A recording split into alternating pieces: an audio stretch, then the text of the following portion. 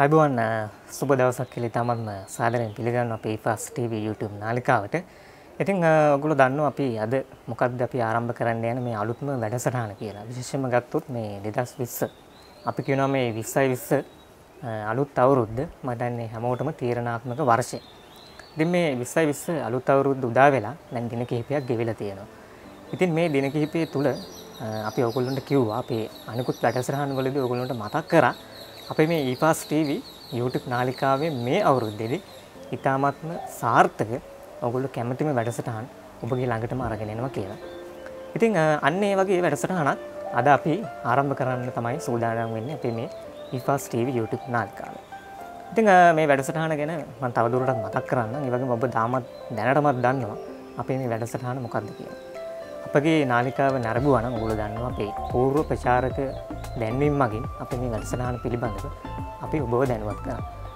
ඉතින් ඊපාස් TV YouTube නාලිකාව ඊටාම කෙටි කාලයක් තමයි තාමත් පටන් අරගෙන. නමුත් මේ නිවිට ඉතා විශාල ප්‍රේක්ෂක ආකර්ෂණයක් දිනාගත්ත ලංකාවේ සාර්ථකම ආදර්ශමත් YouTube නාලිකාවක් වශයෙන් අපේ මේ ඊපාස් TV YouTube නාලිකාව ඔබ ළඟටම ඇවිල්ලා තියෙනවා. අන්නේ නාලිකාවත් එක්ක අපි යෝජනා කරගත්ත අපි හිතුවා මේ වගේ අලුත් වැඩසටහනක් ආරම්භ කරන්න. මේ වැඩසටහන ගැන සඳහන් කරනකොට ඔයගොල්ලෝ දන්නවා අපේ ලංකාවේ ගොඩක් ජනප්‍රිය වෙලා තියෙනවා මේ එක් ශාස්ත්‍රයක්. ඒ ගැන සඳහන් කරොත් අපි දන්නේ ටියුෂන් කලාව. ඉතින් මේ ටියුෂන් කලාව ගැන ඔබ විවිධ දේවල් දන්නවා. ඔබ දන්න දේවල් තියෙනවා වගේම නොදන්න පැතිකඩකුත් තියෙනවා. මේ හැම දෙයක්ම කතා කරන්න තමයි අද අපි මේ ලංකාවේ ටියුෂන් එක කියන මේ ප්‍රෝග්‍රෑම් එක අපි ඊපාස් TV YouTube නාලිකාවෙන් ඔයගොල්ලන්ට ගේන්න සූදානම් කරලා තියෙනවා. ඉතින් අපේ මේ පළමු වැඩසටහනේ ඊටම සුන්දර වූ චරිතයක් එක්ක තමයි අද අපි කතා බහ සූදානම් කරලා තියෙන්නේ. අපේ මේ ඊපාස් TV YouTube නාලිකාවේ මේ ලංකාවේ ටියුෂන් එක වැඩසටහන ගේන්නේ. විශේෂයෙන්ම මේ ටියුෂන් කලාව වෙනස් කරපු පුද්ගලෙක් එක්ක තමයි අද අපි කතා බහ කරන්න සූදානම් වෙන්නේ. ඉතින් අපි දන්නවා මේ උසස් පෙළ අපි කියනවා මේ A level කලාවදී මේ ටියුෂන් කලාව ගොඩක් විශේෂයෙන්ම මේ ටියුෂන් පන්ති මේ උපකාරක පන්ති ගොඩක් ජනප්‍රිය අපේ සුසුන් අතර. වගේම දෙමාපියන් අතර. විවිධ රැලි බිහි වෙනවා. විවිධ අය කාලෙන් කාලට බිහි වෙනවා. හැබැයි මේ අද අපි කතා කරන ඔයගොල්ලොන්ට එක්ක සුන්දර පුද්ගලයා අපි අද කතා බහ කරන්න සූදානම් වෙන මේ පුද්ගලයා එකම ආකාරයේ හැමදාම වැජිබුණු පුද්ගලෙක්. විශේෂයෙන්ම සසුන්ට සරසවි වරම් විශාල ප්‍රමාණයක් දහස් සංඛ්‍යාතක සසුන් ප්‍රමාණයකට සරසවි වරම් හිමි කර දුන්නු ගුරුවරයෙක්. ඉතින් මේ වෙන කවුරුත් නෙමෙයි. මම මෙහෙම ආරම්භ කරන්නේ. මේ සිංහල විෂය උසස් පෙළ මම හිතන්නේ ප්‍රධාන තැනක් ගන්නවා කලා අංශය. ඉතින් එහිදී ඔබට මෙහෙම කියනකොට එකපාරටම මේ නම සහ කෙනා අනිවාර්යයෙන්ම මතක් වෙනවා. ඒ තමයි තද්දිත කෘදන්ත, ඒ වගේම නිපාත සහ ඉන් පසු වෙන මේ අජන්ත කියන නම. ඉතින් තද්දිත කෘදන්ත, නිපාත, අජන්ත. අජන්ත විජේසේන කියන මේ අපේ සිංහල උසස් පෙළ සිංහල ප්‍රවීණ දේශයේ තුමන් සමග තමයි අපි කතා බහ කරන්න සූදානම් වෙන්නේ අපේ ලංකාවේ ටියුෂන් එක වැඩසටහනේ. ඉතින් ඔබ මොහු ගැන ගොඩක් දේවල් දන්නවා වෙන්නත් පුළුවන්. සමහර අවස්ථාවලදී නොදන්නවා වෙන්නත් පුළුවන්. ඒ හැම දෙයක්ම එකතු කරලා අද අපි මේ ලංකාවේ ටියුෂන් එක වැඩසටහන ඔයගොල්ලෝ ළඟටම ගෙනල්ලා තියෙනවා අපේ ෆාස් TV YouTube නාලිකාවෙන්. ඉතින් අද එකතුලා ඉන්නේ ලංකාවේ ජනප්‍රියම උසස් පෙළ ගුරුවරයෙක් වෙන ඒ වගේම ලංකාවේ සාර්ථකම උසස් පෙළ ගුරුවරයෙක් වෙන සිංහල විෂයේ ආදරණීය ශිල්ප වන්දනාවක් ගෙනෙන අපේ අජන්ත විජේසේන ගුරුතුමන් සමග තමයි අද අපි මේ ටියුෂන් එක වැඩසටහනෙන් කතා බහට සූදානම් වෙන්නේ. ඉතින් රැඳෙන්න අප සමග අපි මේ ඊපාස් TV YouTube නාලිකාවේ ලංකාවේ ටියුෂන් එක ප්‍රෝග්‍රෑම් එක තමයි අද අපි මේ මෙතෙන් පටන් ආරම්භ කරන්න සූදානම් වෙන්නේ. ඉතින් ඔයගොල්ලෝ තාමත් අපේ ඊපාස් TV YouTube නාලිකාව සබ්ස්ක්‍රයිබ් කරලා නැත්නම් ඔන්න අවස්ථාව තියෙනවා. අපිව සබ්ස්ක්‍රයිබ් කරලා අපේ බෙල් අයිකන් එකත් ක්ලික් කරන්න. ඒ වගේම අපේ වැඩසටහන් පිළිබඳව ඔයගොල්ලන්ට අදහස් යෝජනා ඉදිරිපත් කරන්න පුළුවන්.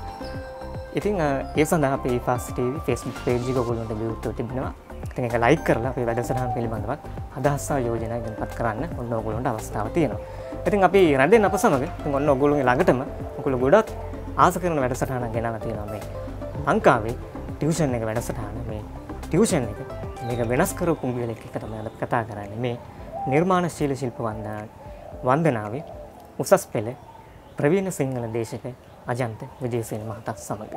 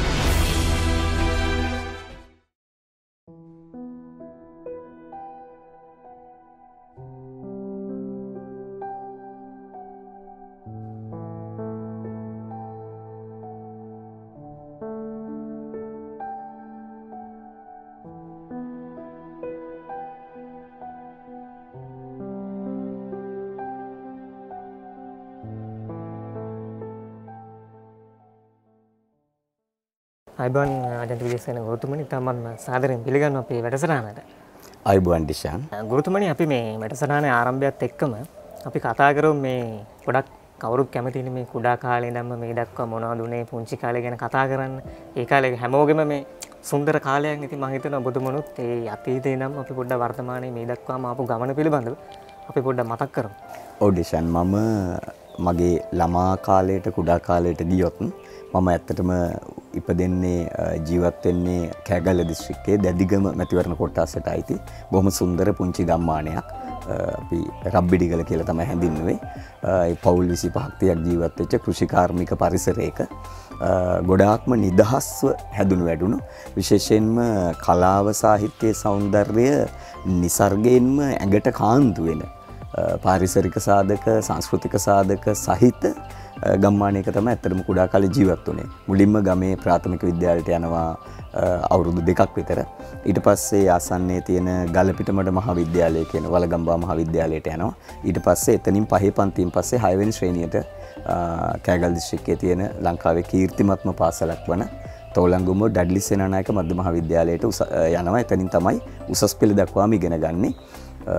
ළමා කාලයේ සම්බන්ධයෙන් වැදගත්ම දේ තමයි අතිශයින්ම නිදහස් ළමා කාලයක්.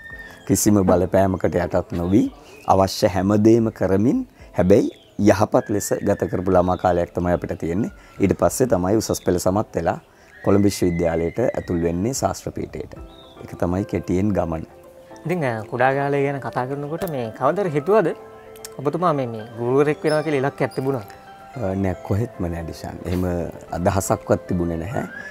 මගේ ඉලක්කය තිබුණේ මාධ්‍ය ශාස්ත්‍රයට එන්න. ජනමාධ්‍යවේදියෙකු වීම තමයි සිහිනේ බවට පත් වෙලා තිබුණේ. මොකද මං කුඩා කාලේ ඉඳලම පාසලේදී මම පාසලේ විතරක් නෙමෙයි මගේ කාලේ ලංකාවේ දක්ෂම පාසල් කතිකයා. සමස්ත ලංකා සහ ජාතික මට්ටමේ ජයග්‍රහණ ගණනාවක් එක වසරකදී වාර්තා කරලා තියෙනවා. එතකොට ලිවීම සම්බන්ධයෙන් පොත්පත් ලිවීමේ සම්බන්ධයෙන් කිසියම් ජයග්‍රහණ ලැබලා තියෙනවා.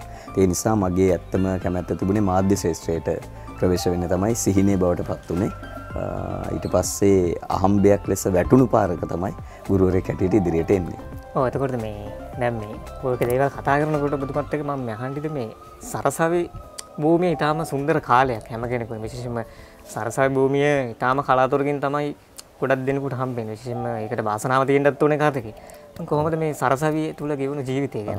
සරසවිය තුල ජීවිතයේ ඇත්තටම ඩිෂාන් සරසවිය ජීවිතය අපි ප්‍රධාන වශයෙන්ම සරසවිය සම්බන්ධයෙන් කතා කරද්දී ප්‍රධාන කාරණා තුනක් ගැන කතා කරනවා. ආදරය, දේශපාලනය සහ අධ්‍යාපනය කියන කාරණා. එතකොට විශ්වවිද්‍යාල ජීවිතයේදී මගේ අවධානය අධ්‍යාපනයට ප්‍රමුඛව, ඒ වගේම යම් ආකාරයකට දේශපාලන කටයුතු වලටත් විශ්වවිද්‍යාලයේ ශිෂ්‍ය ක්‍රියාකාරකම් වලටත් බොහොම සක්‍රීයව දායක වෙච්ච චරිතයක්. විශ්වවිද්‍යාලයේ දෙවෙනි අවුරුද්දට එනකොට මම සාමාන්‍යයෙන් ශාස්ත්‍ර පීඨයේ මට වඩා ජ්‍යෙෂ්ඨ කණ්ඩායම් 3-4ක් සහ පසුව මට ආව සියලු දෙනාම අතර දන්න කියන චරිතයක් බවට පත් වෙනවා. ඉතින් එතනදී දැන් ඔබ සරසවියේදී සාමාන්‍යයෙන් කැපිපෙනෙන චරිතයක් වෙන්න ඇති. මොකද ඔබ පාසල් කාලේදී හොඳ කතිකෙක් වුණා පාසලේ.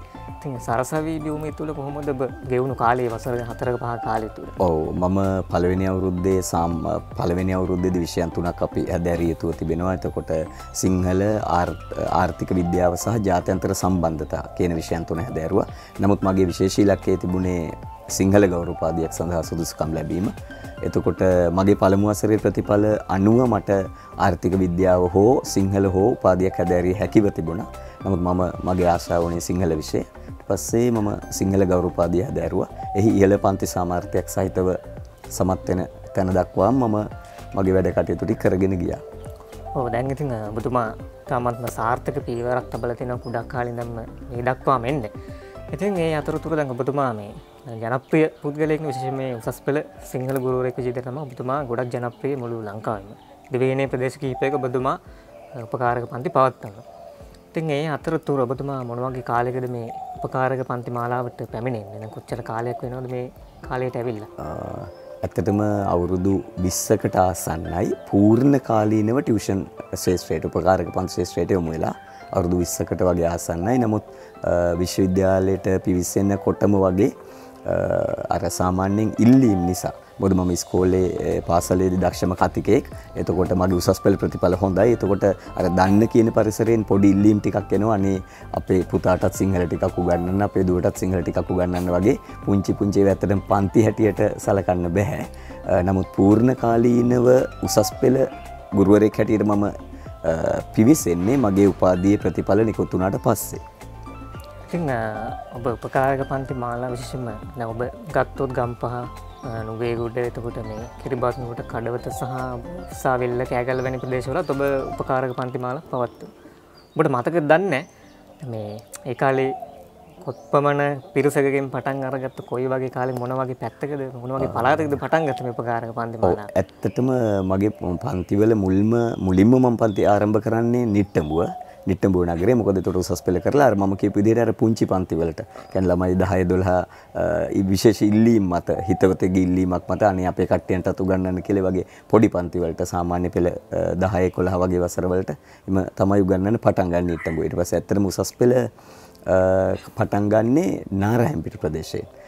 මට අමතක නොවන මතකයක් ගන්න පුළුවන් මගේ මම ඒ උසස් පෙළ පටන් ගත්ත මුල්ම කණ්ඩායම් වල මගින් ඉගෙනගත්තු ශිෂ්‍යාවක් තමයි ජනප්‍රිය නිලියක් තරුණ අපේ සුජානි මේනක. සුජානි උසස් පෙළ ශිෂ්‍යාවක හැටියට මගේ පන්ති ඉගෙන ගත්තු කෙනෙක්. ඊට පස්සේ අවුරුදු 2කට විතර පස්සේ නුගේගොඩ රොටරි ආයතනයට මම සම්බන්ධ වෙනවා. එතකොට අපේ දැන් බොහොම ජනප්‍රිය ගාන ශිල්පියෙක් ඉන්ද්‍රචාපලියනගේ කොළඹ ආනන්ද විද්‍යාල ශිෂ්‍යෙක්. මේගොල්ලෝ අපේ පන්තියේ මගින් උසස් පෙළ සිංහල ඉගෙන ගන්නවා. ඊට පස්සේ මම වඩාත්ම සාර්ථක වෙලා ඉන්න කිරිබත්ගොඩ නගරේ පන්ති මම පටන් ගත්තේ ඇත්තටම ළමයි 3 දෙනෙක්ගෙන්.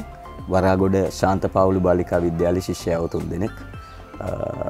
ඒ අය අපිට කොයිතරම් හිතවත්ද කියනවනම් ඒක දරුවෙක්ගේ විවාහ මංගල උත්සවයේ සාක්ෂිකරුවෝ හැටියට අත්සන් කරන්නේත් මම. එතනින් පටන් ගත්ත උපාර තමයි අපි ඉස්සරහට එන්නේ. ඔව් ඉතින් ඔබට වැටහෙන්නේ නැති මේ අජන්ත විජේසේන කියන මේ උසස් පෙළ ප්‍රවීණ සිංහල දේශකතුමන්ගේ මේ ආරම්භ වුණු ගමන සහ මේ වර්තමානයේ දක්වාම ඇවිල්ලා තියෙන ගමන. ඉතින් මට හිතන්නේ සාර්ථකව මෙතුමාගේ අපි මේ කතා බහ ඉදිරියට අපි ගෙන යන සූදානම් වෙනවා. ඉතින් අපි සූදානම් වෙන්නේ අපි මඩ විරාමයකට යන අපි වැඩසටහනේ. ඉතින් මම නැවතත් මතක් කරනවා අපේ මේ ලංකාවේ ටියුෂන් එක වැඩසටහන තමයි ඔයගොල්ලන්ට මේ අලුතෙන්ම ගෙනාවු වැඩසටහන වෙන්නේ. අපේ මේ ඊපාස් TV YouTube නාලිකාවේ. ඉතින් රැඳෙන්න අප සමග අපි ඊපාස් TV YouTube නාලිකාව මේ ලංකාවේ ටියුෂන් එක වැඩසටහනෙන් අද සුන්දර පුද්ගලෙක් එක්ක තමයි කතා කරන්නේ මේ අජන්ත විජේසේන කියන පුද්ගලයා සමග. ඉතින් රැඳෙන්න අප සමග අපි මඩ විරාමයට ගිහිල්ලා නැවත සම්බන්ධ වෙමු අපගේ මේ වැඩසටහන සමග.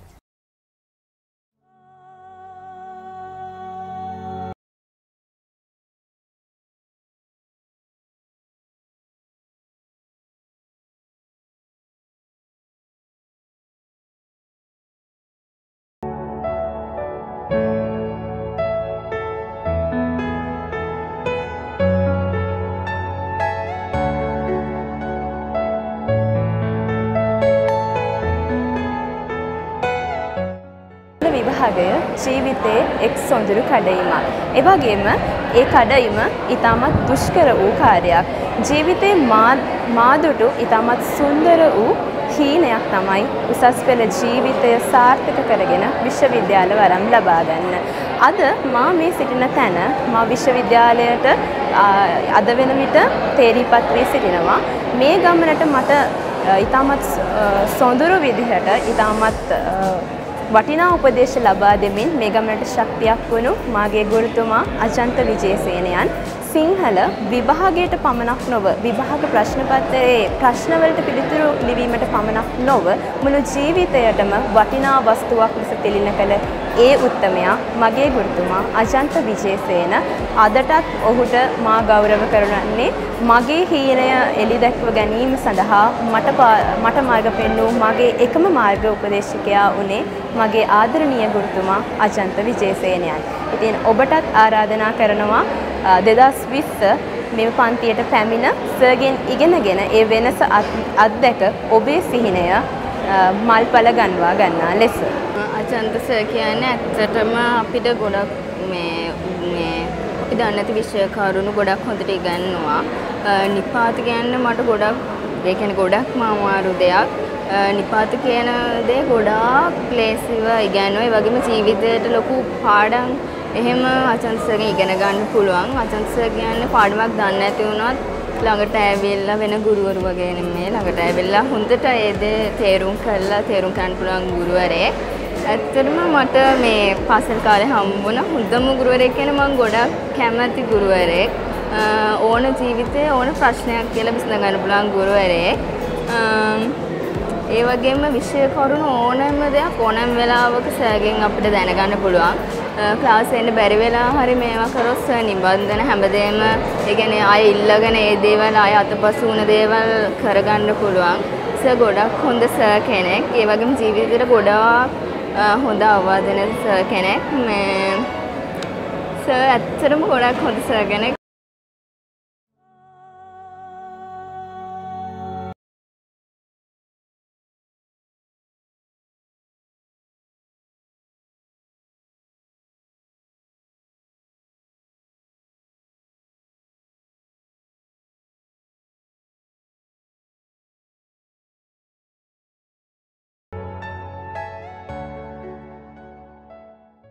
ඉතින් ඔබතුමාගේ මම අහන්න කැමතියි දැන් අපි ටියුෂන් කලාව පිළිබඳව කතා කරේ දැන් ඔබතුමා මේ ශාස්ත්‍ර ගණනාවකට සම්බන්ධයි විශේෂයෙන්ම ගත්තොත් ඔබ විටක ලේඛකෙක් ඉතාමත් ජනප්‍රිය නම කතා කෙටි කතා හිම මේ වෙනකොට ඔබ රචනා කරලා තිබෙනවා. ඒ වගේම ඔබ ගොඩක් ජනප්‍රිය වෙලා තියෙන මේ ගීත රචනය විශේෂයෙන්ම මේ වර්තමානයේ ගායනා කරන අපේ මංජුලා නිරුක්ෂි මහත්මිය සහ සමීර ඒකනායක කියන මේ නවක ගායකයාත් එක්ක ගායනා කරන මේ කඳුල ඉතින් මේ කඳුල කියන ගීතය මම හිතන්නේ ගොඩක් ජනප්‍රිය වෙලා තිබෙනවා. ඉතින් කොහොමද ඔබ මේ කාර්යබහුල ජීවිතයක් නැත්තට මේ උපකාරක පන්ති මේ ටියුෂන් කරන අපේ සර්ලා ටීචර්ලා ගත කරන්නේ. ඉතින් කොහොමද මේවට මේ කාලය වෙන් කරගන්නේ මේ දේවල් ගීත රචනා කරන්න පොත් ලියන්න හොඳ නිදහස් මනසක් තියෙනවා. කොහොමද ඔබතුමා මේ ගත කරන්නේ මේ කොහොමද මේවට කාලය යොදවගන්නේ? ඔඩිෂාන් ඔබේ ප්‍රශ්නයට ටිකක් අතීතයට ගිහිල්ලා තමයි උත්තර දෙන්න වෙන්නේ. මොකද මම විශේෂයෙන්ම පාසල් අවදියේ ඉඳලම කලා කටයුතු වලට සම්බන්ධ වෙච්ච නිසා විශ්වවිද්‍යාල අවදියේදීත් කලා කටයුතු වලට සම්බන්ධ වෙච්ච නිසා අනිත් පැත්තේ මගේ විශ්වවිද්‍යාලයේ සිංහල ගෞරවෝපාධි ප්‍රධාන විෂය සිංහල විෂය වුණාට ජන සංනිවේදය ජනමාධ්‍ය වේදය ජර්නලිසම් කියන විෂය මම උපවිෂය හැටියට හැදෑරුවේ. ඊළඟට වැදගත්ම කාරණේ තමයි මම විශ්වවිද්‍යාලයේ පළවෙනි අවුරුද්දේ වගේ ඉන්න කාලේදී සම්බන්ධ වෙනවා. ඒ කාලේ තිබුණා බොහොම තරුණ අතර අතිශය ජනප්‍රිය පුවත්පතක් සඳරේණු කියලා. සඳරේණු කියන පුවත්පතේ කඳුල කියන විශේෂාංගය රචනා කිරීමේ අවස්ථාව මට ලැබෙනවා. මම බොහොම ගෞරවයෙන් මතක් කරන්න ඕනේ මහේෂ් රත්සර මද්දුමාරච්චි මහත්මයා ප්‍රවීණ මාධ්‍යවේදියෙක්. මහේෂ් මහත්මයා තමයි මට ඒ අවස්ථාව ලබා දුන්නේ කඳුල කියන පිටුව ලියන්න. ඒක අතිශය ජනප්‍රිය වුණා. ප්‍රේමයේ සම්බන්ධයෙන් තමයි අපි ලිව්වේ. ඊට පස්සේ කාලානුරූපව අපිත් එක්ක එකට හිටපු අය මාධ්‍ය ශාස්ත්‍රය තුළ තහවුරු වෙද්දි මම උපකාරක පන්ති කලාවට එනවා. හැබැයි ඒ වෙනම වෘත්තියක එදිලා හිටියත් මගේ තුල ඉන්න කවිය හැම වෙලෙම සක්‍රියව හිටියා. කවිය කියන්නේ අපි හැම වෙලෙම අපේ හැඟීම් ප්‍රකාශ කරන මාධ්‍ය. එතකොට මම ඒ පත්තරේට ලියපු නිර්මාණත් ඊට පසු කාලීනව ලියපු තව නිර්මාණ ගණනාවකුත් එකතු කරලා කවි පොතක් කළා කඳුල කියලා. කඳුල කියන කවි පොත බොහොම සංවේදී නිසා බොහෝ දෙනා අතර ජනප්‍රිය වුණා. හැබැයි ඔබ අහපු ප්‍රශ්නේ සාධනීය පැත්තක් තියෙනවා. මොකද ඊට අවුරුදු 10කට පස්සේ තමයි මට අවස්ථාව ලැබෙන්නේ දෙවෙනි කවි පොත ලියන්න. අස්සුජලන් කියලා. අස්සුජලන් ලියන්නේ කඳුල লীලා අවුරුදු 10කට පස්සේ. ඊට පස්සේ ඒ වගේම තමයි සඳරේණුවේ ඉන්න කාලේ ලියන්න පටන් ගත්තු සඳසේ සිසිල් ආදරේ කියන නවකතාව. මට අවසන් කරන්න හම්බෙන්නේ මේ දැන් අවුරුදු 3-4කට කලින්. එතකොට අසීරුයි තමයි කාලය සොයාගන්න. විශේෂයෙන්ම මානසික එකඟතාව අපිට හරි අමාරුයි මේ නිර්මාණයක් සඳහා යොදා ගන්න. නමුත් ඇඟ ඇතුලේ ඉන්න කවියා, ඇඟ ඇතුලේ ඉන්න කලාකාරයා, නවකතාකරුවා, කෙටි කතාකරුවා ඉල්ලා සිටිනවා දැඩිව නිර්මාණකරණයේ යෙදෙන්න කියලා. ඒ නිසා ඔහු ලියනවා. අනිත් කාරණේ ඔබ අහුවා ගීතය පිළිබඳව.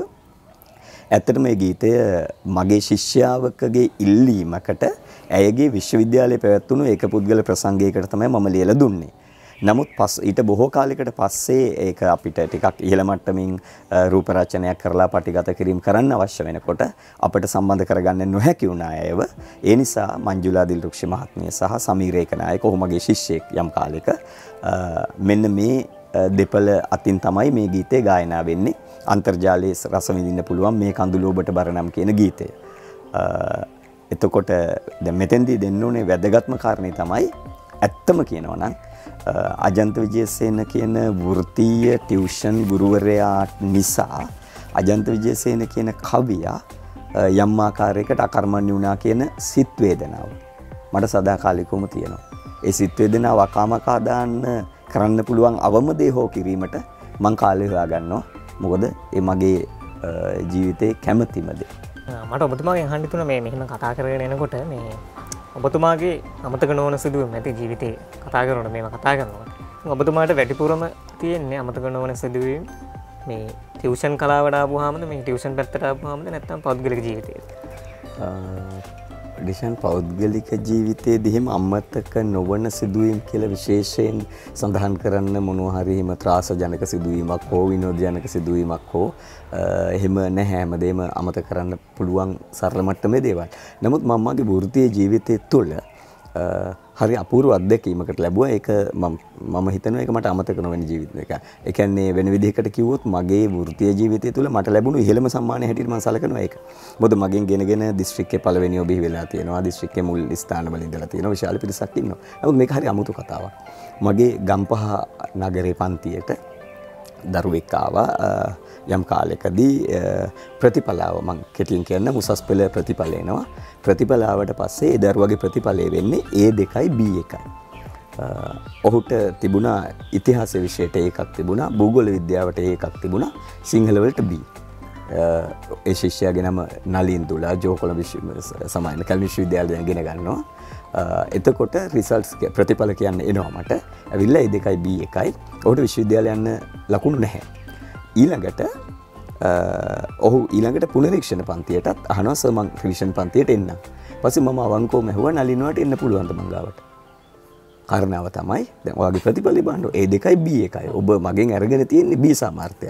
ඒකට ඔයාට එන්න බෑනේ මං ඔයාට පුළුවන් ද හිත හදාගෙන ඉන්න තව දුරට. ඔහු දීපු උත්තරේ ඔහු කියනවා සර් මම සර්ගේ පන්තියට එනකොට මට උක්තාක්‍යත සම්බන්ධ මෙලෝ හසරක් බෑ. මට වාක්‍ය 10ක් ගැට ගහලා ਵਿਚාරයක් ලියන්න බෑ. මං සර්ගාව හිටියේ මාස 8ක් 9ක් වගේ කාලයක්. හැබැයි ඒ කාලය තුල මම සම්පූර්ණ ව්‍යාකරණ ටික හදාගත්තා. උක්තාක්‍යත ඒ සියල්ල හදාගත්තා. සාහිත්‍ය විචාර අසීමිත ප්‍රමාණයක් ලිව්වා.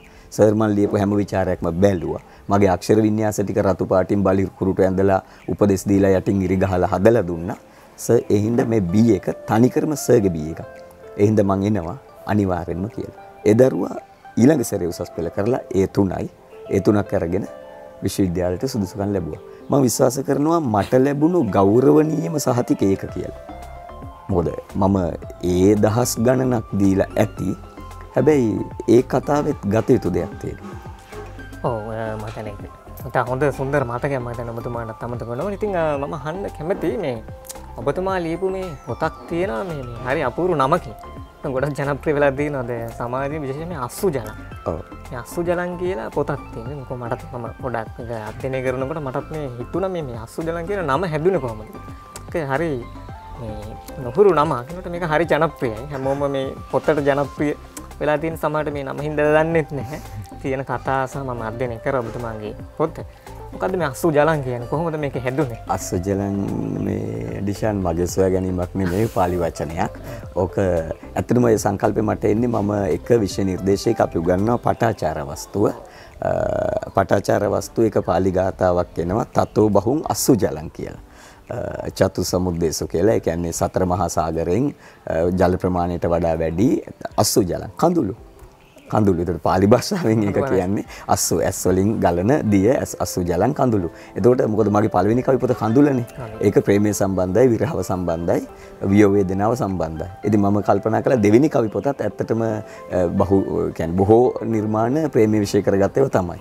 එතකොට ඉතින් කඳුල කියන එක සැරයක් ලිව්වනේ මම ඊට පස්සේ පාලි වචනේ දැම්මා අස්සු ජලං කියලා. මේක ජනප්‍රිය පොතක් කියලා තියෙනවා වර්තමානයේ මම හිතන්නේ මෙලදී ගන්නත් පුළුවන් මම දැන් ඒක නම් මතක් කරා. ඔව් දැන් නම් ගොඩක් වෙලාවට පොත් සාප්පු වලින් ඒක කියන්නේ ඉවර වෙලා තියෙන්නේ. මම අතේ තියෙන සීමිත පිටපත් ප්‍රමාණයක් තමයි. ඒවකට මේක ගොඩක් අලෙවි වුණා. ඉතින් ඔබතුමාගේ දැන් මේ කතා බහ කරනකොට මම අහන්න කැමතියි ඔබතුමාගේ මේ දැන් ඔබතුමා විශේෂයෙන්ම පන්ති කරනකොට උපකාරක පන්ති කරනකොට සරසයි වරම් හිම් කර දුන්න සිසුන් දහස් සංඛ්‍යාවක් ඇති. ඉතින් ඔබතුමාට අතීතයේ තියෙන මතකෙත් එක්ක මේ දක්වා ඔබතුමා කොපමණ ප්‍රමාණයක් සාමාන්‍යයෙන් ගත්තොත් සරසයි වරම් හිම් කර දුන්නද ඒ වගේ මතකයක් තියෙනවද ඔබතුමන්ට? ඩිෂාන් ඇත්තම කාරණය ඔබ හොඳින්ම දන්න ආකාරයට මම සාමාන්‍යයෙන් සංඛ්‍යාලයකට නඩත්තු කරන්නේ නැහැ. මගේ පන්තිවල ප්‍රතිඵල සම්බන්ධයෙන් තියෙන එකම දේ තමයි ළමයා පන්තියට එනවා ඇවිල්ලා ආවට පස්සේ ලොකු ප්‍රතිඵලයක් තියෙන කෙනෙක් ස්ටේජ් එකට නැග්ගලා එයා කතා බහ කරනවා, අත්පුඩි ගහනවා, යනවා, මම උගන්වනවා. ඒක තමයි ඇත්තම කාර්ය. නමුත් සැලකිය යුතු ප්‍රමාණයක් මම හිතනවා විශේෂයෙන්ම දැන් අපිට නම් මතකෙන්න මගෙන් ගෙනගෙන ගිය අය විශේෂයෙන්ම නීති පීඨවල, අධ්‍යාපන විද්‍යාපීඨවල සමහර අය දැන් මහේස්ත්‍රාත්වරු වගේ මට්ටමේ ඉන්නවා. සමහර විද්‍යාපීඨවල වගේ කතිකාචාර්යවරු, විශ්වවිද්‍යාල කතිකාචාර්යවරු ඉන්නවා. නීති ක්ෂේත්‍රය ඊට අමතරව මාධ්‍ය ක්ෂේත්‍රේ අර මම කලින් සඳහන් කළ මුල්ම කට්ටිය කලාකරුවෝ හැටියට දැන් මාධ්‍ය ගැන ඇත්තටම කතා කළොත් මට නම් ගණනාවක් මේ මෑත කාලින් නම් ටිකක් මතක් වෙනවා අපිට. ජාතික රූපවාහිනියේ බවංගේ හෙට්ටිආරච්චි. ඔහු සිංහල ඉගෙන ගත්තේ මගෙන්. ඊළඟට දුෂානි නානායක අර තවත් පෞද්ගලික නාලිකාවක සේවය කරනවා. අංජාන ශානි පෞද්ගලික ගුවන්විදුලි නාලිකාවක සේවය කරනවා. ඒ වගේම ලක්බිම පත්තරයට සම්බන්ධ මාධ්‍යවේදිනියක් ඉන්නවා ධනෝදයා කාර්යපෙරුම. ඒ පන්නිපිටිය ධර්මපාල විද්‍යාලයේ හොඳම ප්‍රතිඵලගත ශිෂ්‍යාව.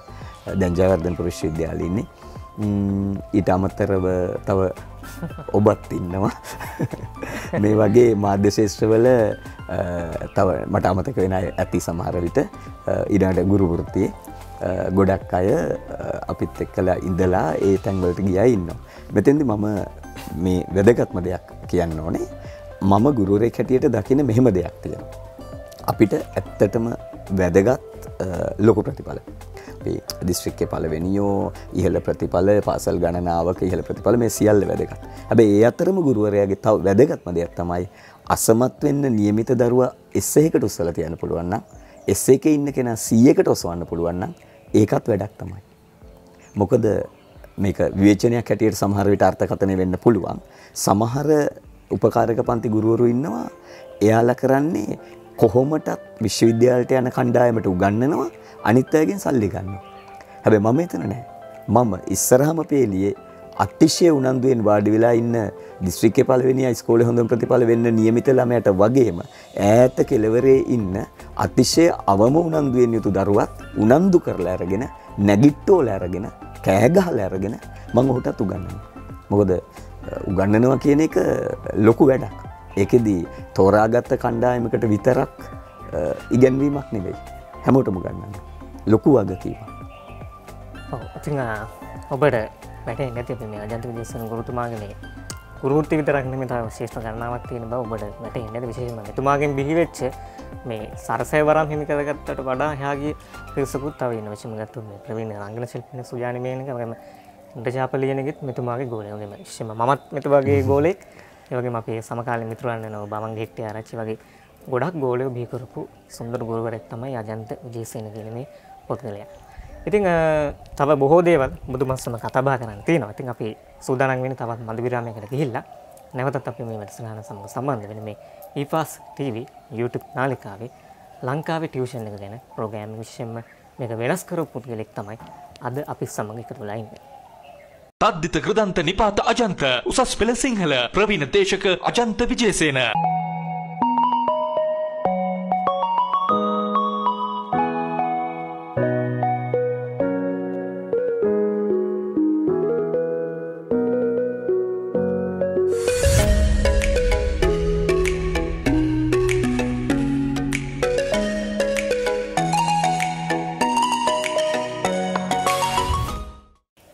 නැවතත් ඔන්න ඔයගොල්ලෝ අපේ ග්‍රාමයේ අනතුරු එකතු වෙලා ඉන්න අපේ මේ EFAS TV YouTube නාලිකාවේ ලංකාවේ ටියුෂන් එක වැඩසටහන සමගින් ඉතින් මේක වෙනස් කරපු පුද්ගලෙක් එක්ක තමයි අපි කතා බහ කරන්නේ. ඉතින් මෙතුමාගේ ගොඩක් දේවල් අපි කතා බහ කරා. තවත් කතා කරන්න තියෙනවා ඉදිරියට.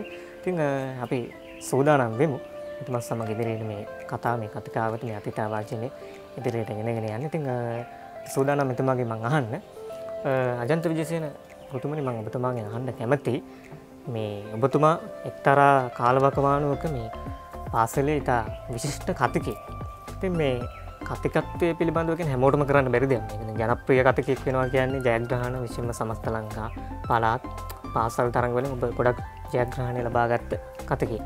ඉතින් කොහොමද මේ දේවල් වලට මේ බාහිර ක්‍රියාකාරකම් අධ්‍යාපනයේත් එක කොහොමද ඔබතුමන්ට මේ පාසලෙන් ලැබුණු සහාය මේ කතික තරඟ වලට අධ්‍යාපනයෙන් කොහොමද ලැබුණේ?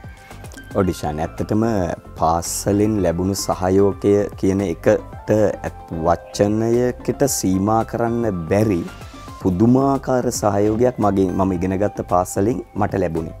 මොකද මම කලින් සඳහන් කළා තෝලංගුම ඩඩ්ඩි සේනානායක මධ්‍ය මහාවිද්‍යාලයේ මගේ පාසල මම ඊටාම ගෞරවයෙන් මතක් කරනවා මම ඉගෙනගත්ත වකවානුවේ මගේ පාසල ඇත්තටම ජයග්‍රහණවල තෝතැන්නක්. ඉවකට ක්‍රීඩාංශයෙන් ඉතාම විශිෂ්ට ජයග්‍රහණ ලබනවා, නර්තනාංශයෙන් ජයග්‍රහණ ලබනවා. ඒ අතරේ හැම අංශයකම දක්ෂය හොයාගෙන ඒ අය උපමට්ටම් කරගෙන ඉදිරියට ගෙනියන වැඩපිළිවෙලක් පාසල තුල ක්‍රියාත්මක වුණා. විශේෂයෙන් මම මතක් කරන්න ඕනේ මට සිංහල විෂය ඉගැන්වූ මගේ ගුරුවරු, මට සිංහල විෂය ඉගැන්වූ ගුරුවරු මුලින්ම මගේ පාසලේ 6 ශ්‍රේණියේදී මුදියන්සෙස කියලා එතුමා දැන් ජීවතුන් අතර නැහැ. තාම සුන්දර සිංහල ගුරුවරයෙක්. එතුමා මට එක්වරක් ලබා දුන්න උත්තේජයක් මට මතකයි. අපි එවකට පන්ති 6ක් A B C D E F යන ආදි වශයෙන් පන්ති 6ක් තියෙනවා. ඔය පන්ති 6ටම කිසියම් හේතුවක් නිසා ගුරුවරු එහෙම මොනවා හරි නැති වෙච්ච වෙලාවක එතුමාගේ පුරුද්දක් තිබුණා මම ලියපු රචනාව ස්ටේජ් එකට ඒ ශාලාවේ තිබුණු උඩම පන්තියට ගෙනල්ලා කියවනවා අනිත් අයට අහගෙන ඉන්න. ඒ තරම් ඒ දීපු උනන්දු. ඊට පස්සේ මම 10 ශ්‍රේණියට වගේ එනකොට පාසලේ ජ්‍යෙෂ්ඨ විවාද කණ්ඩායමේ සමාජිකයෙක් වෙනවා. මාව එතෙන්ට ගන්නේ සෝමරත්න රිදීපාන කියන මගේ සිංහල ගුරුතුමා. ඒ වගේම අපිට හිටියා දැන් අපවත් වෙලා උන්වහන්සේ ගලතර පඤ්ඤානන්ද ස්වාමින් වහන්සේ කියලා. මගේ පාසලේ විවාද කණ්ඩායම් භාරව ජ්‍යෙෂ්ඨ කතික තරඟ භාරව හිටපු පුදුමාකාර කැපකිරීමක් කරපු අපි වෙනුවෙන් තමන්ගේ මුළු ජීවිතේම කැප කරපු විශිෂ්ට ස්වාමින් වහන්සේ නමක්. එතකොට මේ අය ඇත්තටම අපිට අපේ දක්ෂතාව දැකලා ඒවා අඳුරගෙන ඉස්සරහට යන්න හැම දෙයක්ම පාසලෙන් හදලා දුන්නා. හැම දෙයක්ම පාසලෙන් හදලා දුන්නා. ඒ සියල්ල පිටපස්සේ හිටියේ මගේ ගෞරවනීය විදුහල්පතිතුමා. එතුමා ජීවිතවල අතර නැහැ. අභාව ප්‍රාප්ත වුණා දැන් වසර 2කට විතර වගේ කලින්. ගාමිණී ජයතිලක මහත්මයා. එතුමා සියලු පහසුකම් සලසලා දීලා. ඇත්තටම පාසල තුල අපිට නොතිබුණු බලයක් නෑ අපේ වැඩ කරන්න. අපි හැමදේම ජයග්‍රහණ ලබා ගත්ත පාසලට ජයග්‍රහණ ලබා දෙන්න පාසල තමයි ඇත්තටම ජීවිතේ හැදුවේ පාසල. ජීවිතේ හැදුවේ පාසල වෙන කිසිම වෙන කියන්න පෙන්වන්න කිසිම තැනක් නැහැ. පාසලෙන් තමයි අපි හැදුනේ.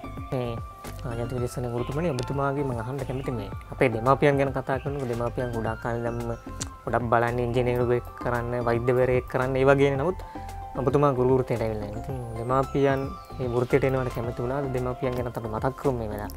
ඔඩිෂන් මෙහෙමයි දැන් මම මුලින්ම සඳහන් කළා වගේ අපි ඇත්තටම ගොඩාක්ම නිදහස් ජීවිතයක් ගත කරපු අය.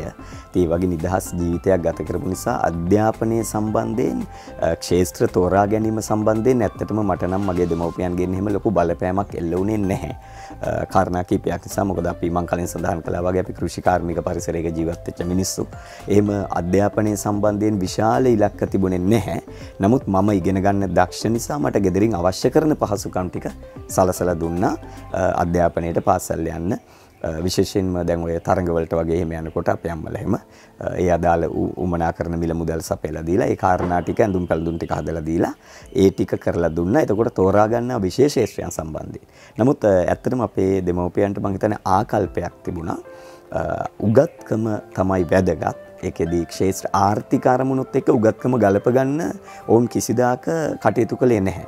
ඕන්ට අවශ්‍ය වුණේ ඉගෙනගත්ත තැන හොඳට ඉගෙන ගන්නවා කියන කාරණේ තමයි වැදගත් උනේ. ඒකෝට එතෙන්දි මට තරම නිදහසක් තිබුණා. මම්මයි මොකද සාමාන්‍ය පෙළ ප්‍රතිඵලෙන් පස්සේ මට කැමති නම් ජීව විද්‍යාංශය, ගණිතාංශය, වාණිජ්‍ය ඕනෑම අංශයකින් හදාරන්න අවස්ථාවක් තිබුණා. හොඳ ප්‍රතිඵලයක් මම වාර්තා කළා.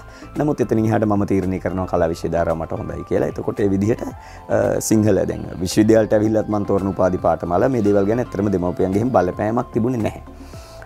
නමුත් අවශ්‍ය පහසුකම් ටික සම්පාදනය කරලා දීලා ඒ අවශ්‍ය පරිසරය හදලා දීලා අපි ඉස්සරහට එවන්න ඒ අය ලොකු කැපකිරීමක් කළා. විශාල කැපකිරීමක් කළා.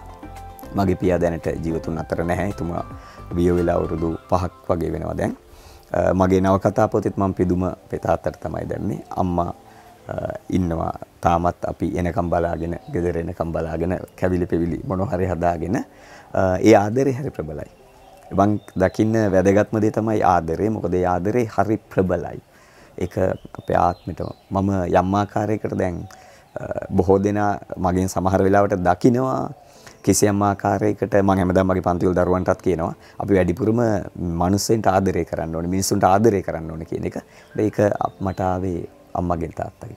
අපේ දෙමව්පියෝ සියලු දෙනාටම බොහොම ආදරය කරගෙන බොහොම නිහතමානීව ජීවත් වෙච්ච අය.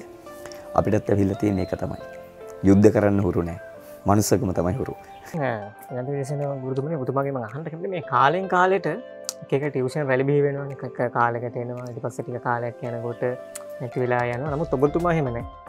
ඔබතුමා දැන් දශක දෙකක් තිස්සේ ඔබ උපකාරක පන්ති කරනවා ටියුෂන් පන්ති කරනවා වේනේ සයම් ප්‍රදේශයකම ජනප්‍රිය ගුරුවරයෙක් වෙලා ඉන්නවා. ශිෂ්‍ය ගණනාවක් ඔබ නියෝජනය කරනවා.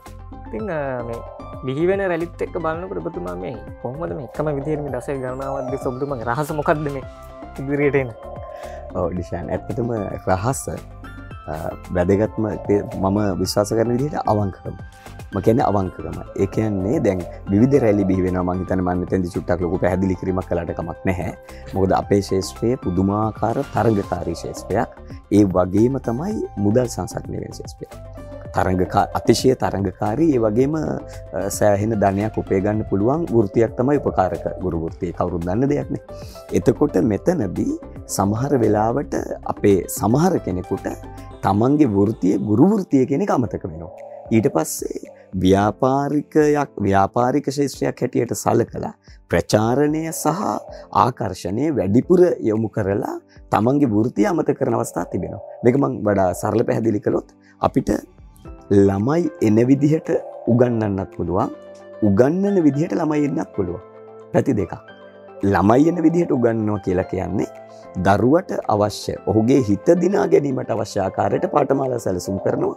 එයාට ඕන විදිහට තමයි ගුරුවරයා හැසිරෙන්නේ. සරලව තේරෙන භාෂාවෙන් කිව්වොත් මාකටිං.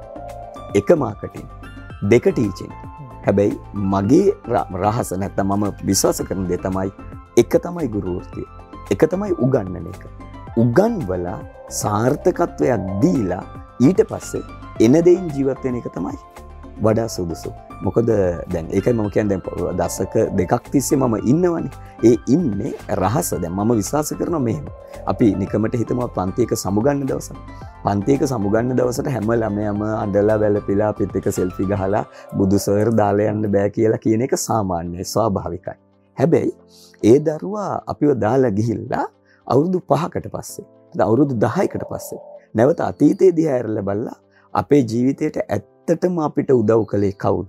සත්‍ය වශයෙන්ම අපිට මඟ පෙන්වුවේ කවුද කියලා ගණනය කරනකොට හොයලා බලනකොට ඒ ලේඛනයේ උඩින්ම ඉන්න පුළුවන් නම් මට අන්න ඒක තමයි මගේ සාර්ථකත්වයේ රහස. අද මගේ පන්තිවල මම කතාවට කියනවා මං ගුවන් නගරයක මං කොස් ගහක් යට වාඩි වුණත් මං වෙනුවෙන් ඉඳගන්න ළමයි 200ක් ඉන්නේ. ඒ සියලු දෙනාම මගේ ඉගෙනගත්තු දරුවන්ගේ එක්ක බාල සහෝදර සහෝදරියෝ එහෙම නැත්නම් ඒගොල්ලන්ගේ සහෝදරයින්ගේ දරු තාම ශිෂ්‍යයින්ගේ දරුවෝ තාම නෑ. ඒ ගන්නට අවිල්ලා නෑ. නමුත් කිසියම් සම්බන්ධයක් තියෙනවා. ඒ නිසා මම කරන වැඩේ හරියටම කරනවා. මම මෙතෙන් තව සිද්ධියක් කියන්නම්. ඔබ විශ්වාස කරයිද දන්නේ මම අවුරුදු 2ක් ළමයි දෙන්නෙක් උපගන්න එක පන්තියක. පන්ති පටන් ගන්නකොට ළමයි 3 දෙනෙක් ආවා. ශිෂ්‍යයෝ 3 දෙනෙක්. මම මේ කියන්නේ බොහොම අතීත කතාවක්. අවුරුදු බර ගානකට කලින් ළමයි 3 දෙනෙක් ආවා. දරුවෝ 3 දෙනෙක්. 3 දෙනාගෙන් කෙනෙක් අතරමඟ දෙන අතර වෙනවා. බොහොම ස්වාභාවිකයි විය හැකිනේ. ඊට පස්සේ දරුවෝ දෙන්නයි අවුරුදු 2යි. ඔබ විශ්වාස කරන්න. මම අවුරුදු 2ම ඉගෙනුවා. දරුවෝ දෙන්නයි අවුරුදු 2යි. හැබැයි මම ඉගෙනුවා. ඊට පස්සේ මට තවත් දෙකීමක් තියෙනවා කෑගල් නගරේ මම පන්තියක් කරද්දී. මම හිතන්නේ දරුවෝ 7 දෙනෙක් විතර වගේ හිටියේ. ඒ අවුරුදු 2කටම ඒ 7 දෙනා විතරමයි. හැබැයි 6 දෙනෙක් විශ්වවිද්‍යාලෙ ගියා. එක්කෙනෙක් විද්‍යාපීඨ ගියා. 6 දෙනෙක් විශ්වවිද්‍යාලෙ ගියා, එක්කෙනෙක් විද්‍යාපීඨ ගියා. මම මගේ වාහනේට පෙට්‍රල් ගහගෙන මම කෑගල්ලට යනවා. ගිහිල්ලා වැඩේ කරනවා. මම එනවා. කිසිම දවසක මට එහෙම මන්දෝත්සාහී ගතියක් තිබුණේ නැහැ. දැන් ඇත්තටම අපේ වෘත්තිය තුල මම කියන්නේ අත්පුරා සල්ලි නෙමෙයි. හිතපුරා ප්‍රතිඵල ලැබෙන්න ඕන. හිතපුරා ප්‍රතිඵල ලැබෙනවා නම් ඒ කණ්ඩායමේ ඉන්නේ 100ක්ද 200ක්ද 10ක්ද කියන එක අදාළ නැහැ. මගේ රහසක් තියෙනවා නම් මම කියන්නේ මම අතිශය වගකීමෙන් මේ වැඩේ කරනවා. අතිශය වගකීමෙන් මේ වැඩේ කරනවා. ඉන්න ගාන අදාළ නැහැ. මම කරන්නේ ගුරු වෘත්තිය. මම ගුරුවරයෙක්. ඒ නිසා මම මගේ වෘත්තියට නොගැලපෙන දේවල් කරන්නෙත් නැහැ. ඒ වගේම තමයි මම මගේ වෘත්තියේ වගකීම හරියටම කරනවා. එතකොට මම හිතනවා ස්ථාවරයි කියලා. ඒක තමයි මම හිතන්නේ රහස. ඔව් දැන් ඔබතුමාගේ කතාවෙන් පස්සේ මම අහන්න හිතුණා මේ ඔබතුමාගේ ජීවිතේට හම්බෙච්ච හොඳම මිතුරා කවුද? මතන එක ඔව් එතෙන්දි මෙහෙම ගැටලුවක් තියෙනවා ඩිෂාන්. මම සාමාන්‍යයෙන් ජීවිතේ මිත්‍ර ආශ්‍රය කරලා තියෙනවා. සාමාන්‍යයෙන් කෙනෙකුට ඉන්නවනේ හොඳම යාළුවා කියලා. නමුත් මට මේ හොඳම යාළුවා කියලා එහෙම හොඳම කියලා අවධාරණාර්ථයේ නිපාතයකින් නම් කරන්න කියලා විශේෂ පුද්ගලයෝ නැහැ. මම ඒ පරිසරවලදී මට ලැබෙන මිත්‍රයොත් එක්කලා ගනුදෙනු පවත්වාගෙන යනවා. ඒක ඔබ සමහරට හිතන්න පුළුවන් මේක හරි ආත්මාර්ථකාමී සිතුවිල්ලක් කියලා. නමුත් එහෙම නෙමෙයි. මම ඉන්නේ හැමෝම එක්ක බොහොම අවංකව ආශ්‍රය කරනවා. නමුත් ජීවිතේ දිගු කාලයක්, බොහොම දිගු කාලයක් මාත් එක්ක ඉන්න මිත්‍රයෝ ඉන්නවා. ඒ අතර එකටම මුලින්ම වගේ ඉන්නවා කුමාරසිරි බණ්ඩාර කියලා ශල්‍ය වෛද්‍යවරයෙක්. ඔහු මහනුවර මහරෝහලේ ඉන්නේ. අපි දෙන්න එකම දෙපැත්තේ ගම්මාන දෙකේ එකට ඉස්කෝලේ ගියේ. එකට බස් එකේ ගියේ. ඔහු වෛද්‍ය පීඨයට යනවා. කුමාරසිරි මගේ හොඳ යාළුවෙක්, වෛද්‍යවරයෙක්. අපි වෘත්තීන් දෙකක. මට වෛද්‍ය විද්‍යාව සම්බන්ධ ගැටලුවක් මතුවුනහම අපිට වැඩි ඒ වගේ ගැටලු මම ඔහුට කතා කරනවා. ඒ වගේම තමයි ස්වර්ණ පුස්තක දිනපු නවකතාව හොයාගන්න ඕන වුණාම, රාජ්‍ය සම්මාන දිනපු කෙටි කතා පොතේ නම මොකක්ද කියලා දැනගන්න ඕන වුණාම, නොතේරෙන වචනයක් හම්බ වුණාම මගේ මිත්‍රයාට මාව අවශ්‍ය වෙනවා. ඉතින් හරි සුන්දර මිත්‍රත්වයක්. ඊට අමතරව මේ උපකාරක පන්ති ශාස්ත්‍රේ නම් ගොඩාක්ම ළඟින් දිගු කාලයක් මැසුරු කළ මිත්‍රයා තමයි රත්නසිරි ලියනාරච්චි කියලා ඉංග්‍රීසි ගුරුවරයෙක් ඉන්නවා. අපි හොඳ යාළුවෝ. එරින් ඉතින් අර මම හිතනවා මෙහෙම ඉන්නවා. ගොඩක් අය ඉන්නවා. එක එක ශාස්ත්‍රවල. ඔව් ඉතින් මුතුමාගේ හොඳම මිතුරු කාලෙත් මට හොඳ අත්දැකීම් නැති. මම මේ කාලේ අත්දැකීම් ගැන කතා කරොත් නැද්ද ඔය අමතක වෙන සිදුවීමක් මිත්‍රොත් එක්ක හිටපු කාලේ? මතනේ. ඔව් කියන්න පුළුවන්. නෑ එහෙම අත්දැකීම් සාමාන්‍යව තියෙනවා. ස්ටුඩියෝවල සමහරලාට බස් වල අනිත් දෙයක් නැතුව පැල්ලේ තියෙනවා. ඒකේ තියෙනවා තියෙනවා. නෑ මම කල්පනා කරේ එහෙම විශේෂයෙන් මතක තියාගෙන ඉන්න විශේෂ සිදුවීමක් කියලා මම හිතන්නේ අපි මේ ප්‍රශ්නේ ස්ලිප් කරමු. දෙන්න උත්තරයක් නැති නිසා. උත්තරයක් නැති නිසා. හරි. ඉතින් ඔබතුමාගේ මම අහන්න හිතපු දෙයක් තමයි මේ දැන් ඔබතුමා මේ තේමාවක් තියෙනවා ඔබගේ උපකාරක වන්දනා විශේෂයෙන් මේ නිර්මාණශීලී ශිල්ප වන්දනාව. ඔව්. ඉතින් මේක මම හිතන්නේ ඉතාමත්ම මම අධ්‍යයනය කළා. මමත් ඔබතුමාගේ පන්ති වල සහභාගී වුණා. මම දන්නවා මේක ඉතාමත්ම මේ හරි අමුතු තේමාවක්. මොකක්ද මේ නිර්මාණශීලී ශිල්ප වන්දනාව කියන ඔබතුමාගේ? දැන් මෙහෙමයි. එතකොට දැන් ඇත්තටම දැන් පන්ති පටන් ගත්ත මුල්ම කාලේ ඉඳලා මම හැමදාම උත්සාහ කරපු දෙයක් තමයි දැන් ප්‍රචාරණය අවශ්‍යයිනේ අපේ වෘත්තියට. ඒ ප්‍රචාරණයේදී ප්‍රචාරණයේ අනුකාරකවාදී නොවි මම තුල ඉන්න කවිය මතුවෙන ආකාරයට, කලාකාරයා මතුවෙන ආකාරයට කිසියම් ආකාරයකට ප්‍රචාරණය මෙහෙවන්න. එතෙන්දී මම කල්පනා කළා දැන් එක එක දැන් අපි සඳහන් කළ යුතු නැහැ. නමුත් එක එක ගුරුවරු තම තමන්ගේ තේමාවන් හදාගෙන තියෙනවා. පස්සේ මම කල්පනා කරපු දේ තමයි මම ඊටාම නිර්මාණශීලී මිනිස්සෙක්. අනිත් පැත්තෙන් සිංහල විෂය කියන්නේ අතිශය නිර්මාණශීලීව උගන්වන්න පුළුවන් විෂයක්. එතකොට නිර්මාණශීලී අනික වන්දනාව කියපුවාම කිසියම් ආකාරයක ගෞරවණීය අර්ථයක් තියෙනවා. ගෞරවණීය අර්ථයක්. එතකොට මෙන්න මේ මගේ නිර්මාණශීලී බව, මගේ විෂයේ තියෙන නිර්මාණශීලී බව, මේක නිර්මාණශීලී උගන්වන්න පුළුවන් කියන එක මේ සියල්ල එකතු කරලා තමයි මම හදාගන්නේ නිර්මාණශීලී ශිල්ප වන්දනාව කියලා. ඒක අපි බුද්ධිමය දීපල පනත යටතේ ලියාපදිංචි කරලා තියෙන්නේ මගේ නමින්. මම දන්නේ වෙනත් ටියුෂන් ගුරුවරු එහෙම කරලා තියෙනවද කියලා. මම දන්නේ. ගොඩක් ජනප්‍රිය තේමාවක්. ඔව් ගොඩක්ම ජනප්‍රිය තේමාවක් වුණා ඒක. ඉතින් ඔබතුමා දැන් මෙහෙම තේමාවල් එක්ක එනකොට මම අහන්න කැමති ඔබතුමාගේ මේ දැන් ඔබතුමා විශේෂයෙන්ම ගත්තොත් විතක ආදරණීය සැමියෙක් වෙනවා. විතක ඔබ ආදරණීය පියාණන් කෙනෙක්, විතක සහෝදරයෙක්, විතක හොඳ උදෙක් වගේම එහෙම සේනවා. ඉතින් මේ ශේෂ්ත්‍රවල එක්ක ඉන්නකොට ඔබතුමාගේ පවුලෙන් ලැබෙන විශේෂයෙන්ම මේ පවුලයාගෙන් ලැබෙන සහයෝගය ගැන අපි අනිවාර්යෙන් මතක් කරන්න ඕනේ මේ වෙලාවේ. ඔව් දැන් ඇත්තටම මේ මගේ වෘත්තිය තුළ මම දකින දෙයක් තමයි මේක සාමාන්‍යයෙන් ටිකක් සරල භාෂාවෙන් කියන්න වෙන්නේ. සාමාන්‍යයෙන් කතාවක් තියෙනවා ටියුෂන් ගුරුවරයෙක් අපි කියන්නේ වැටෙනවා කියලා. ටියුෂන් ගුරුවරයෙක් වැටෙන්න බලපාන කාරණා තුනක් ගැන අපේ ක්ෂේත්‍රයේ බොහොම ජනප්‍රිය කතාවක් තියෙනවා. සමහරු කියනවා විවාහය වුණාම බිඳ වැටෙනවා. සමහරු කියනවා පළවෙනි වාහනේ ගත්තාම බිඳ වැටෙනවා. සමහරු කියනවා ගෙයක් හදන්න ගත්තාම ටියුෂන් වැටෙනවා කියලා. ওই කාරණා තුන සාමාන්‍යයෙන් අපේ ශාස්ත්‍රයේ කට්ටිය කියන කතාව. එතකොට හැබැයි සතුටුයි කියන්නේ මම ওই කාරණා තුනෙන් එකකදීවත් මම වැටුන්නේ. හැබැයි ওই තුනෙන් මම ඉස්සෙල්ලාම කළේ විවාහය. ඉස්සෙල්ලාම කළේ විවාහය. ඇත්තටම දැන් මගේ බිරිඳ ඇය ඊටාම කාර්යබහුල කෙනෙක්. පාසලේ සපුගස්කන්ධ විශාඛා බාලිකා විද්‍යාලයේ උසස් පෙළ දේශපාලන විද්‍යාව පිළිබඳව විෂය භාර ගුරුවරිය. ඒ වගේම තමයි පාසලේ සහ වෘත්තියෙන් අදාළ සහතික පත්‍ර හිමි උපදේශනයේ කවුන්සලර් කෙනෙක්. එතකොට ඊටම කාර්යබහුල කෙනෙක්. නමුත් අපි පටන් ගත්ත තැන ඉඳලා අපි බොහොම සුන්දරව එකතු වෙලා සියල්ල ගොඩ නැගුවා. මම මගේ අත්දැකීමක් කියන්නම්. ඉස්සර අපි කිරිබත්ගොඩ නිවාස යෝජනා ක්‍රමයේ මම එක අපි ගෙදරක ඉන්නවා. අපි දරුවෝ නැහැ. එතකොට කුලියට ඉන්නේ. ඒ කාලේ මගේ සිරිතත් තිබුණා මෙහෙම පාන්දර 4ට විතර නැගිටිනවා එලාම් කියලා. නැගිටලා හදනවා පොඩි බාස්කට් එකකට පාප්ප. පොඩි බාස්කට් එකකට පාප්ප හදනවා. ඊට පස්සේ මම කොට කලිසමක් ඇඳගෙන කැප් එකක් දාගෙන දැන් මේ අජන්ත විජේසේනගේ පෝස්ටර් තමයි 100ක් විතර අරගෙන කිරිබත්ගොඩ ඉඳලා පෑලියගොඩ දිහාට යනවා. එක පැත්තකින් යනවා. ගිහිල්ලා යන ගමන් තාප්පල ගහගෙන අලෝගෙන යනවා. ඊට පස්සේ පාර පැන්නා. ඊට පස්සේ ආපහු අලෝගෙන ආවා. 6 විතර වෙනකොට වැඩේ ඉවරයි. එකෙන් මම කියන්නේ ඒ දේ ඊට පස්සේ මම අපි පළවෙනි කාර් එක ගත්තට පස්සේ මගේ බිරිඳ වාහනේ ලෝනවා. මම ගිහලා ටට්ටක් ගාලා පොස්ට් ටික ගහලා. ඒ කියන්නේ එහෙම කරලා අපි එහෙම කරලා ඊට පස්සේ ගොඩක් දේවල් ගොඩනගා ගත්තා. මම දන්නේ නැහැ මේක කට්ටිය කොහොමද දකීද කියලා. නමුත් දැන් ඒත් එක්කම දැන් මට කියන්න ඕනේ ඒක ඉස්සර ඒ කාලේ අපි ඔය හෑන්ඩ් බිල් වගේ දේවල් කරද්දි ටියුට් කරද්දි කඩදාසි සම්බන්ධයෙන්. දැන් මේවා හරි මම සතුටින් මතක් කරන අත්දැකීම්. මම බොරැල්ලට ගිහිල්ලා එතන ඒ කාලේ තියෙනවා මොනවද මේ ස්ටෙන්සිල් වගේක් නේ කඩදාසි ස්ටෙන්සිල් ඒවා පේපර් ස්ටෙන්සිල් කියලා කියන්නේ ඒවා කපලා එතකොට ඊට පස්සේ පිටකොටුවට ගිහිල්ලා කඩදාසි තොග විකුණන තැන් තියෙනවා ඕෆ් කට් ඒවා අහක දාන කඩදාසි ටික කිලෝ ගානට අරගෙන එතනම තියෙන කට මැෂින් එකකට දාලා ඒගොල්ලන්ට රුපියල් 20ක් දීලා A4 size එකට කට් කරගෙන ඊට පස්සේ ඕක බස් එකේ අරගෙන ගිහිල්ලා ආමරු වීදියෙන් බැහැලා ඒ ඇතුලේ තියෙනවා ඔය අපේ දෙමළ සහෝදරවරු ඒවට ඒගොල්ලෝ හරි හොඳ මිනිස්සු. ඒගොල්ලන්ගේ පොඩි මැෂින් තියාගෙන ඉන්නවා හරි අඩු ගානකට. ඒ ටික print කරලා තමයි පන්තියට ගෙනල්ලා දෙන්නේ. මම කියන්නේ මම 0 ඉඳලා ආපු නිසා බිඳුවේ ඉඳලා හැමදේම මම දන්න නිසා.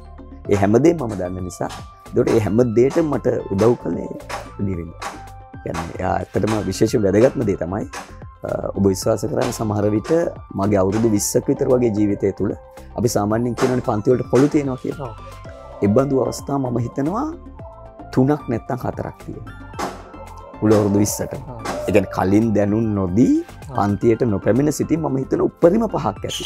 උපරිම 5ක් ඇති මේ මුළු කාල සීමාව තුළ. හිතන්න. ඒ ටිකට මට ඇත්තටම ගෙදරින් ලොකු සහයෝගයක් ලැබෙනවා. හැමදේම මෙහි බැලන්ස් කරගන්න හින්දා මට මගේ වැඩේ කරන්න පුළුවන්. ඒ කියන්නේ ඉතින් ස්තුති කරන්න ඕනේ. ඔව් ඉතින් ඔන්නෝම තමයි අපි මේ අජන්ත විශ්සෙන් මේ මහත්තස්සම කතා කරනකොට ඉතින් සුන්දර දේවලුත් හොඳ කතා බහක් අපි එකතු වුණා. ඉතින් අපි නැවත සූදානම් වෙන්නේ ටග්ගල් විරාමයකට ගිහිල්ලා එන්න. ඉතින් අපි තවත් බඩු විරාමයකට ගිහිල්ලා නැවතත් අපි සම්බන්ධ වෙමු මේ ඊෆාස් TV YouTube නාලිකාවේ ලංකාවේ ටියුෂන් එක ප්‍රෝග්‍රෑම් එකත් එක්ක මේ වෙනස් කරපු පුද්ගලෙක් එක්ක තමයි කතා බහ කරන්නේ. රැඳෙන්න අප සමග අපි මඩු විරාමයකට ගිහිල්ලා නැවතත් අප සම්බන්ධ වෙමු අපේ වැඩසටහන සමග. තද්දිත කෘදන්ත නිපාත අජන්ත උසස් පෙළ සිංහල ප්‍රවීණ දේශක අජන්ත විජේසේන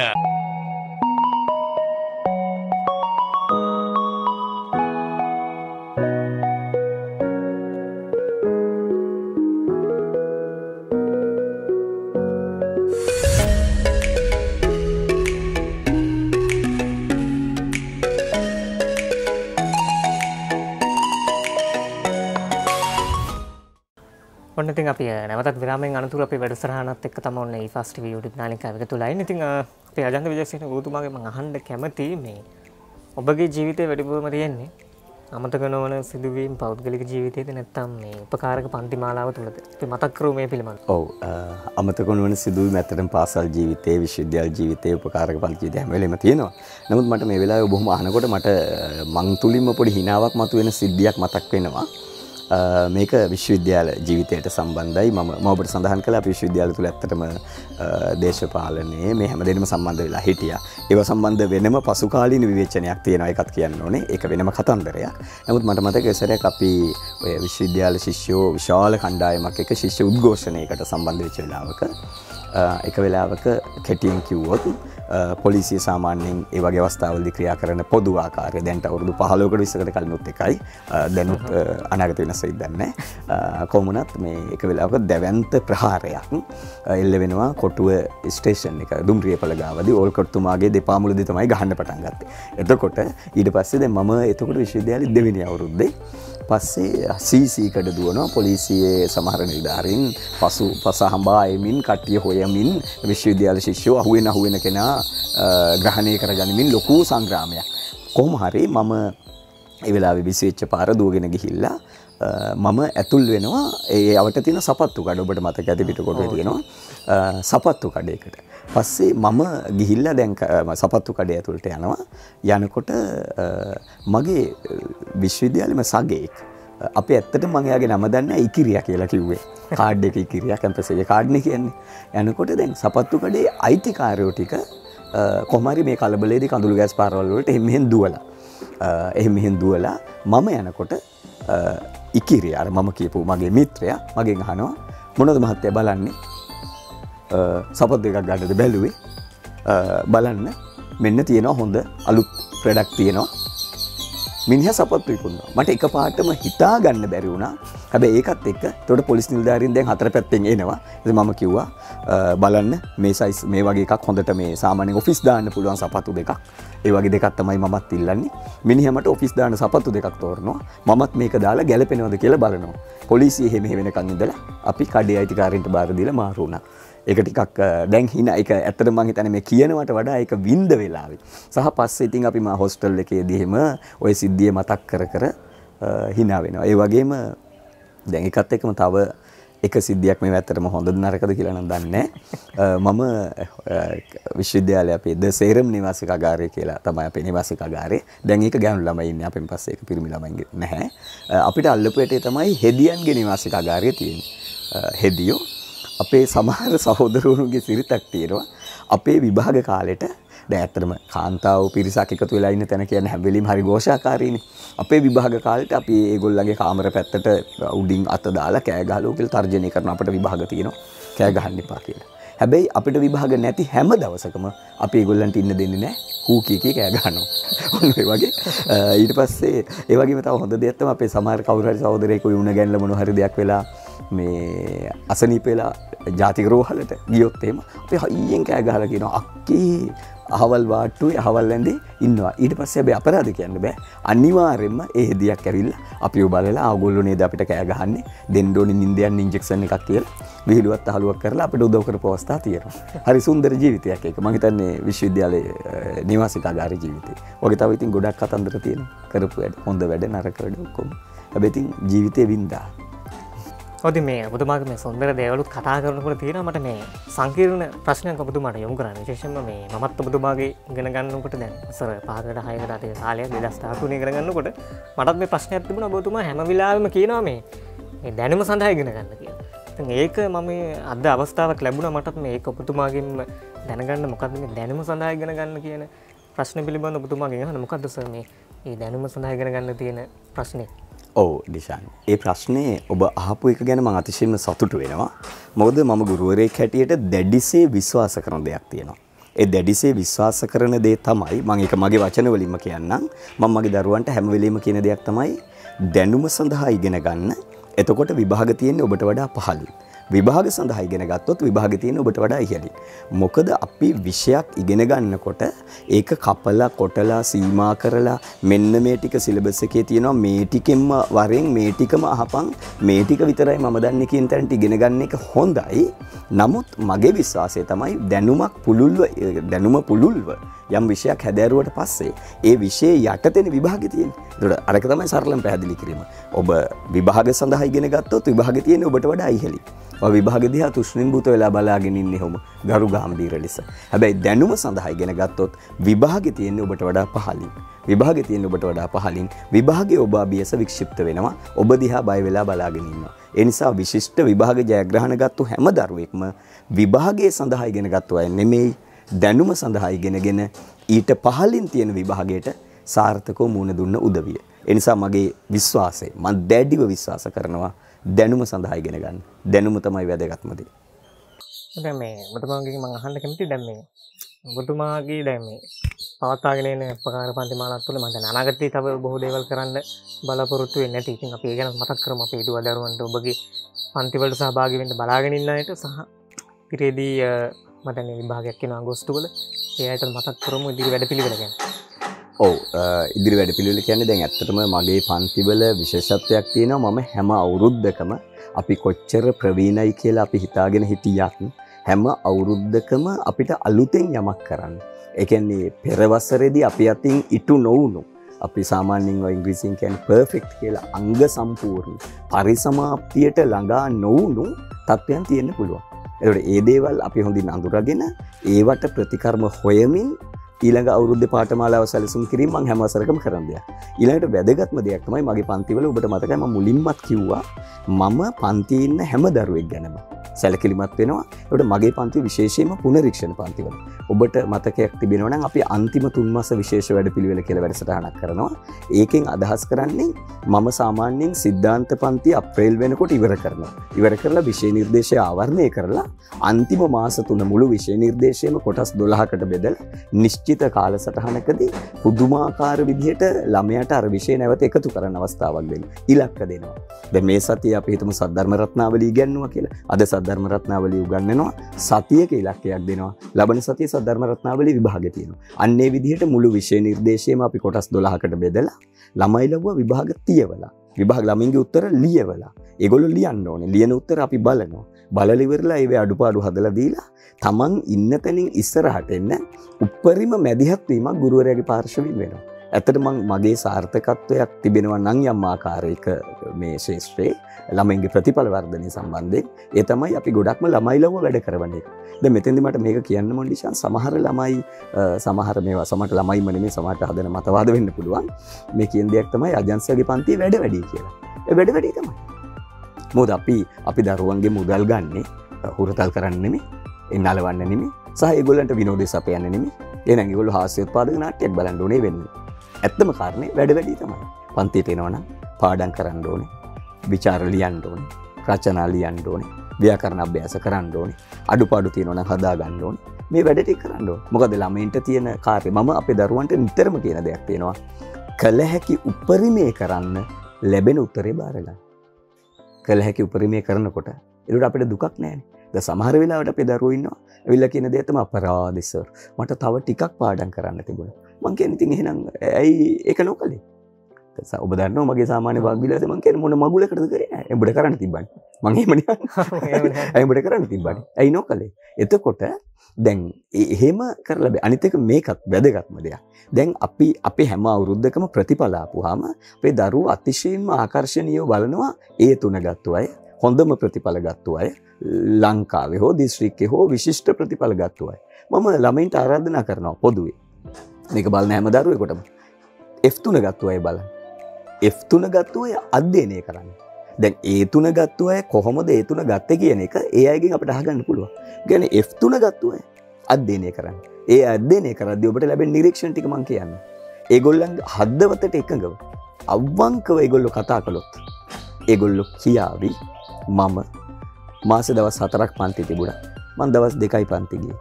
අල්ලපු ගෙදර අක්කගේ වෙඩින් එකට මාස 4ක් විතර දෙවෙනි මනමාලි වෙන්න ලෑස්ති වෙලා හිටියා. දුර නෑදෑයින්ගේ මලගෙවල් වල වෙලාව නොබලා ගියා.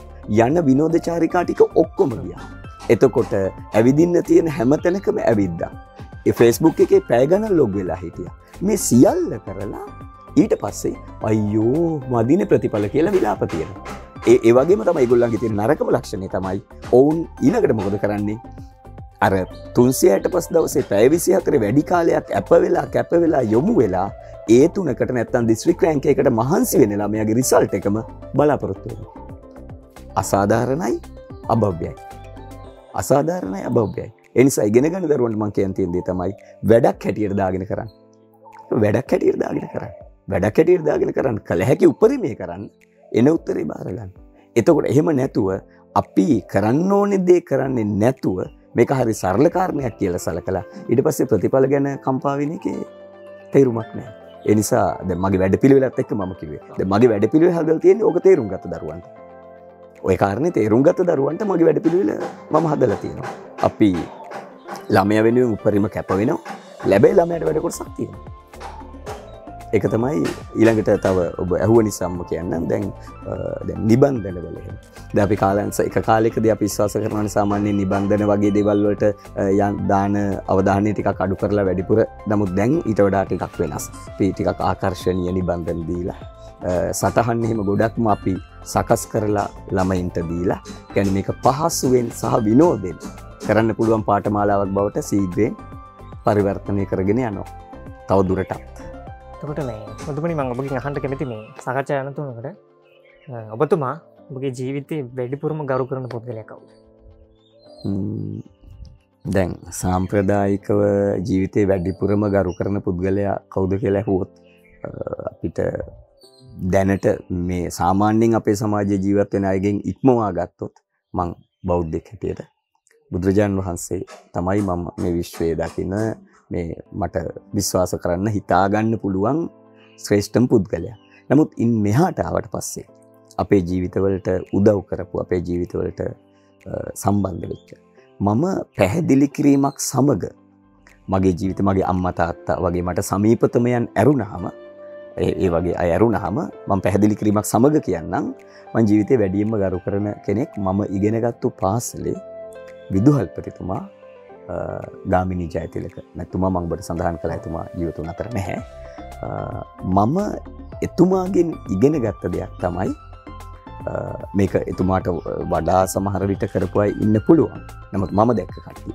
එතුමා ඉගෙන ගත්ත දෙයක් තමයි යම්කිසි ආයතනයක විශේෂයෙන් පාසලකදී හැම වෙලේම අනිත් අයගේ කියන්නේ යහපත වෙනුවෙන් අනිත් අයගේ යහපත වෙනුවෙන් තමන්ගේ ජීවිතේ දෙවෙනි කරලා කැප වෙලා වැඩ කරන්න පුළුවන් වෙච්ච පුද්ගල චරිතයක් හැටියට මම එතුමාව දැකලා තියෙනවා. විශේෂයෙන් එතුමා තමන්ගේ මුළු කාලෙම පාසලට කැප කළා. දක්ෂ ගුරුවරු ඒ ශාස්ත්‍රවල ගුරුවරුන්ගේ විශේෂතා අඳුරගෙන එයාට කණ්ඩායම් බාර දුන්නා. මේ හැමදේම අධීක්ෂණය කළා. ඒ අතරේ හැම දරුවෙකුටම ඉගෙන ගන්න. මොකද අපි මම සඳහන් කළා වගේ කාලේ අපේ පාසල එකම පුදුම සංකීර්ණ තැන. ක්‍රීඩාවද හැමතැනම මේ හැමදේම සම්බන්ධීකරණය කරලා ලෝකෙන් කිසිම දෙයක් අපේක්ෂා නොකර අපි කියනවා නිස්සරණ අධ්‍යාශයෙන් දරුවෝ වෙනුවෙන් කැපවෙච්ච කෙනෙක් හැටියට මම මොකද මම ඒකේද මට තව එක දෙයක් පැහැදිලි කරන්න ඕනේ. අපි ගුරුවරු මේකට කෙනෙක් කමනාප වෙන්න පුළුවන්. නමුත් රජයේ පාසල් පද්ධතියේ ගුරුවරුන්ගේ මම බොහොම ගෞරවයෙන් ඉල්ලන්නේ එක දරුවා අපිට පෞද්ගලික ප්‍රශ්න තියෙන්න පුළුවන්. පෞද්ගලික විවිධ න්‍යාය පත්‍ර තියෙන්න පුළුවන්. හැබැයි අපි ගුරුවරු නම් අපේ ප්‍රමුඛ කාර්යය තමයි ඉගැන්වීම. පළවෙනිම දේ ඉගැන්වීම. ඒක හරියට කරන්න. ඒකයි මම කිව්ව මගේ විදුහල්පතිතුමාගෙන් මම දැක්ක දේ. ඒ මහා මනුස්සකම යහපත්කම. ලෝකෙන් මුකුත් අපේක්ෂා නොකර තමන් කරන රාජකාරිය හරියටම කරන එක. ඒක තමයි මම පැහැදිලි කිරීමක් සමග ගරු කරන පුද්ගලයා කියලා කිව්වේ. ඔව් ඉතින් අවසාන වශයෙන් මම ඔබතුමාගෙන් අහන්න කැමති අපේ කාල වේලාව ඉක්ම ගිහින් තියෙනවා. ඉතින් අවසාන වශයෙන් මම අහන්න කැමති ඔබතුමාගෙන් ඔබ මේ වෘත්තියට තෘප්තිමත් සතුටින්ද මේ වෘත්තිය නියැලෙන්නේ?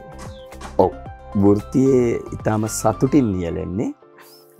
නමුත් යම් ගැටලුවක් තිබෙනවා එක තැනකදී වෘත්තිය තුල තරංගය තිබෙනවානේ. තරංගේ අපි හරිය කැමති සදාචාරාත්මකව කරන්න.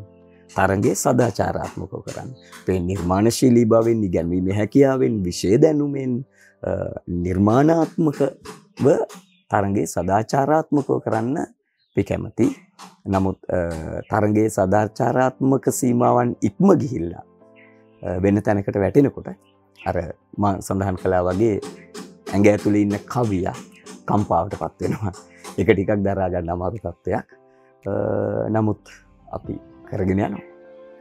ඔය ඉතින් අන්න එහෙම තමයි අද අපේ ෆාස්ට් TV YouTube නාලිකාවෙන් ගෙනාව අලුත්ම වැඩසටහන වෙන මේ ලංකාවේ ටියුෂන් එක වැඩසටහනේ මේක වෙනස් කරපු අපේ තේමා වෙච්ච මේ අජන්ත විජේසන ගෞතම සමග අපි සුහද පිළිසඳරක තමයි නියමයි. ඉතින් ඔබ එතුමා පිළිබඳව දැනගෙන හිටියට වඩා යමක් අද මේ වැඩසටහනෙන් ඔබ දැනගන්න ඇති කියලා අපි විශ්වාස කරනවා මේක නරඹන ඔයගොල්ලෝ. ඉතින් ඔබතුමන්ට බොහොමත් මේ ස්තුතියි. මට වටිනා කාලයක් කාර්යබහුලත්වයෙන් තියෙන වටිනා කාලයක් අප වෙනුවෙන් යොමු කරාට මේ වැඩසටහනට. ඉතින් ඔබතුමාට බොහොමත් ස්තුතියි අප සමග සම්බන්ධ වුණාට. ඉතින් මෙන්න මේ ආකාරයෙන් තමයි අපි මේ වැඩසටහන අද ඔබට ඔබගේ ළඟටම ගෙනාවේ ෆාස්ට් TV YouTube නාලිකාවේ. ඉතින් මතක් කරනවා අපේ මේ වැඩසටහනේ වගේම අපේ පසුගිය වැඩසටහන් පිළිබඳව ඔබට අදහස් සහ යෝජනා අපිට ඉදිරිපත් කරන්න පුළුවන්. අමතක කරන්න එපා.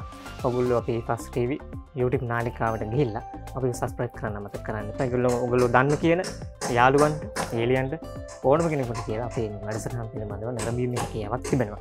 ඉතින් තවත් දවසක මේ වගේම සුන්දර වූ වැඩසටහනක් සමගින් ඔබ හමු වීමට මත්තෙන් අදට අපි ඔබගේ සමුගැනීමට සූදානම් වෙන්නේ.